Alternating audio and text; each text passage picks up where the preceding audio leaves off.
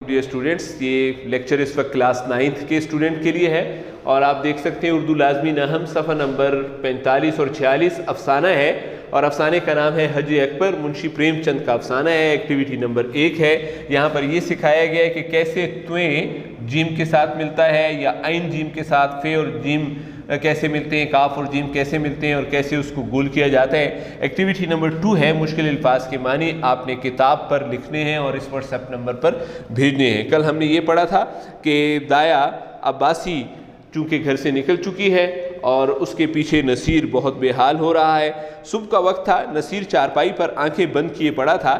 ڈاکٹروں کا علاج بے سود ہو رہا تھا۔ ڈاکٹر نے علاج کیا لیکن بے سود تھا، کوئی فائدہ نہیں ہو رہا تھا اور شاکرہ چارپائی پر بیٹھے اس کے سینے پر تیل کی مالش کر رہی تھی اور صابر حسین جو اس کا شوہر تھا صورت غم کی تصویر بنے پریشانی سے بچے کو پردرد نگاہوں سے، درد بھری نظروں سے دیکھ رہے تھے اور اس طرح وہ شاکرہ سے کم بولتے تھے، انہیں اس سے ایک نفرت سی ہوتی تھی۔ وہ نصیر کی اس بیماری کا سارا الزام اس کے سر رکھتے تھے، شاکرہ کے ذمہ رکھتے تھے اور وہ ان کی نگاہوں میں نہایت کم ظرف، کسی بات کو برداشت نہ کرنے والی، گھٹیا بھی اس کے معنی ہیں، کم ظرف کے معنی، اور سفلہ مزاج، بری طبیعت اور اخلاق والے کو کہتے ہیں۔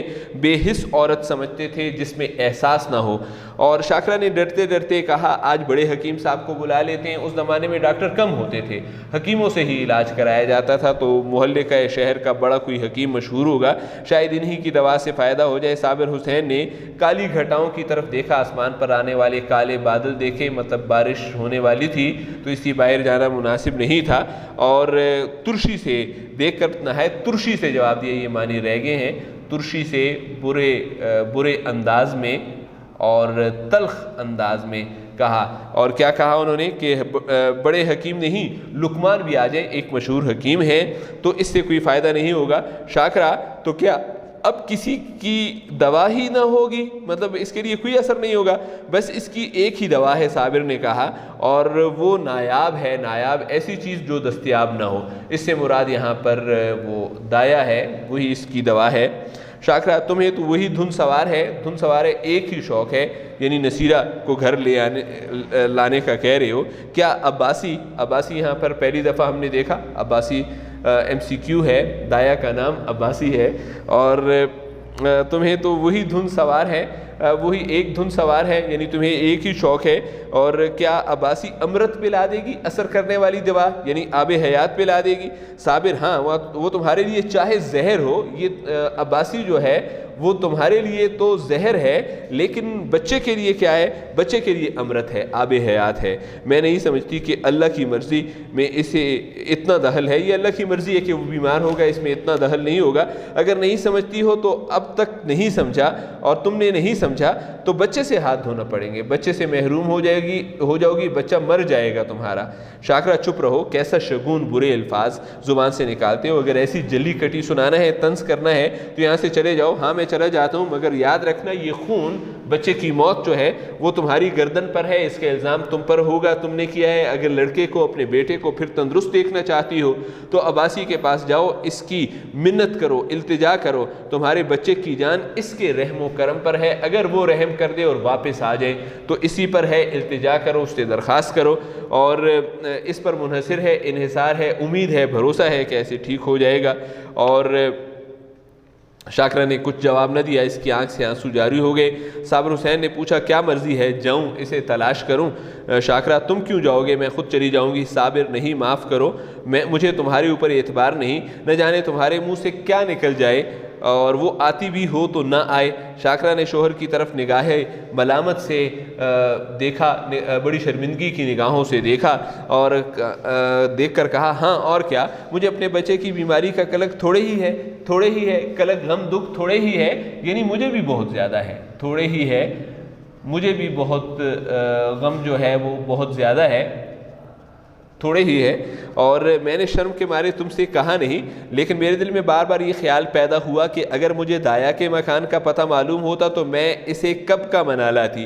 وہ مجھ سے کتنی ہی ناراض ہو لیکن نصیر سے اسے محبت تھی، میں آج ہی اسی کے پاس جاؤں گی، اس کے قدموں کو آنسوؤں سے تر کروں گی، پاؤں میں بیٹھ کر روں گی، اور جس طرح راضی ہوگی میں اسے راضی کروں گی۔ شاکرہ نے بہت ضبط کیا، بہت اپنے غم پر قابو پانے کی کوشش کی، اور یہ باتیں کہیں، مگر امڑے ہوئے آنسو، جو آنکھوں میں آنسوؤں کا آ جانا، وہ اب نہ رک سکے۔ صابر حسین نے بیوی کی طرف ہمدردانہ نگاہوں سے، ہمدردی بھری آنکھوں سے، اس کا دل دکھ رہا تھا، دیکھا اور نادم ہو کر، شرمندہ ہو کر بولے، میں تمہارا جانا مناسب نہیں سمجھتا، میں خود ہی جاتا ہوں۔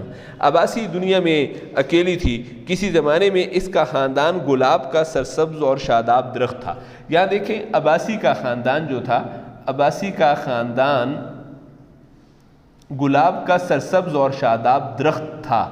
یہاں اب اس خاندان کو گلاب کے سرسبز اور شاداب خاندان کا نام دے دیا گیا ہے۔ ایسے نہیں کہا کہ عباسی کا خاندان گلاب کے سرسبز اور شاداب درخت کی طرح تھا۔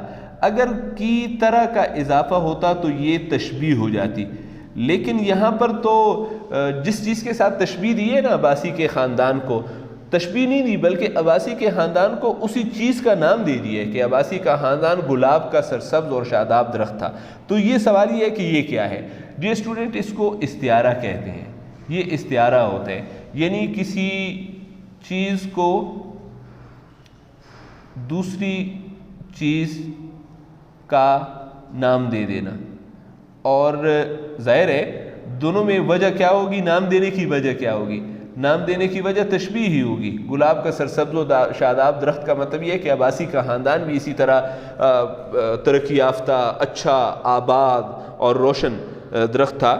امید ہے آپ سمجھ گئے ہوں گے۔ مگر رفتہ رفتہ خزاں نے سب پتیاں گرا دیں، رفتہ رفتہ وقت گزرنے کے ساتھ ساتھ خزاں، برے حالات، سب پتیاں گرا دیں، اس کے خاندان کو تباہ و برباد کر دیا، اور بعد حوادث نے، یہاں پر ایک لفظ رہ گیا تھا، بعد کہتے ہیں ہوا، حوادث حادثہ کی جمع ہے، یعنی برے حالات، ان دونوں سے مراد برے حالات ہیں۔ برے حالات نے اس درخت کو پامال کر دیا۔ اب یہاں پر پامال کرنا، تباہ و برباد کرنا ہے، یہ درخت سے مراد پورا خاندان ان کا تباہ و برباد ہو گیا۔ اور اب یہی سوکھی ٹہنی، اب دیکھیں سوکھی ٹہنی عباسی کمزور سی عورت کے لیے لفظ استعمال کیے گئے، تو آپ کو ابھی میں نے بتا دیا کہ یہ کیا ہے، یہ کیا ہے، تو پھر یہ آپ کی ایکٹیویٹی ہوگی۔ آپ نے یہ بتانا ہے کہ عباسی کو اگر سوکھی ٹہنی کہا گیا ہے تو یہ کیا چیز ہے، یہ آپ کی ایکٹیویٹی نمبر 3 ہے۔ تو عباسی کمزور سی عورت جو تھی وہ ایک رہ گئی تھی، ہرے بھرے درخت کی یادگار باقی تھی، مگر نصیر کو پا کر اس کی سوکھی ٹہنی، یہ جو کمزور سی حالت تھی، اس میں جان سی پڑ گئی۔ جان سی پڑ جانا، زندگی آ جانا، جان سی پڑ جانا، زندگی کے آثار پیدا ہوئے۔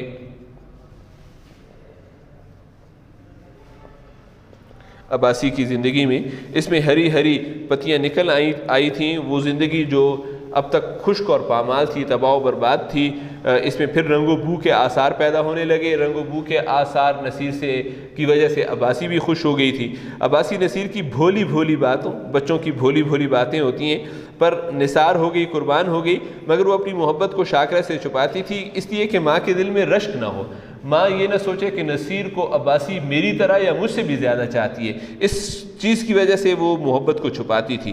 وہ نصیر کے لیے ماں سے چھپ کر مٹھائیاں لاتی اور اسے کھلا کر خوش ہوتی تھی، اور وہ دن میں 2 یا 3 مرتبہ اس سے اپٹن ملتی، خوشبودار مسالہ جو جسم کو صاف کرنے کے لیے لگایا جاتا ہے تاکہ بچہ خوب پروان چڑھے اور صحت مند ہو جائے، اور وہ اسے دوسروں کے سامنے کوئی چیز نہ کھلاتی کہ بچے کو نظر نہ لگ جائے، یہ اس کی محبت تھی۔